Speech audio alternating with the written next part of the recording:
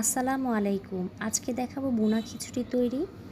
আমাদের ভুনা খিচুড়ি তৈরিতে যে উপকরণ লাগবে: গাজর কিউব করে কাটা, আলু, টমেটো, কাঁচামরিচ, পেঁয়াজ, শসা, রেডিমিক্স খিচুড়ির মশলা এবং স্বাদের মশলা। আমরা মশলাগুলোকে একটি বাটিতে ভিজিয়ে রাখবো।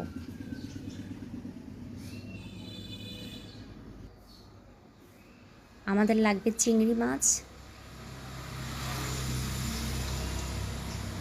আমি এখানে 4 ধরনের ডাল এবং চাল মোট একত্রে 2 পট নিয়েছি।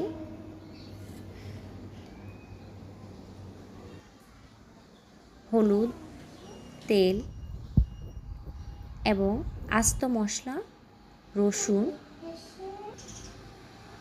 2 পট চালের জন্য 4 পট পানি গরম করে রাখছি আমি, এবং এখানে পেঁয়াজ বেরেস্তা করে রেখে দিয়েছি। এবার আমরা একে একে প্রত্যেকটি উপকরণ দিয়ে দিব।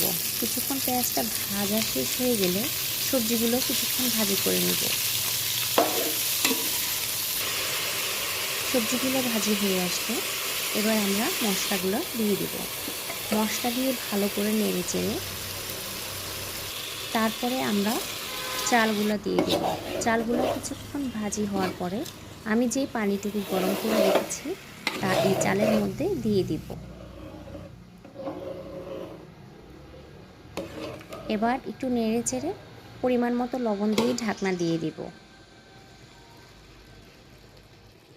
আনুমানিক 30 মিনিট পরে এসে আমি দেখি আমার রান্নাটা কমপ্লিট হয়ে গিয়েছে।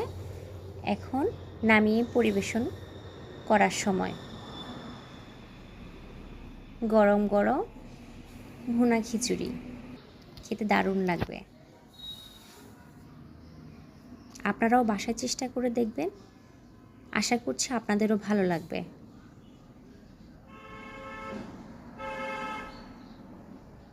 আল্লাহ হাফেজ।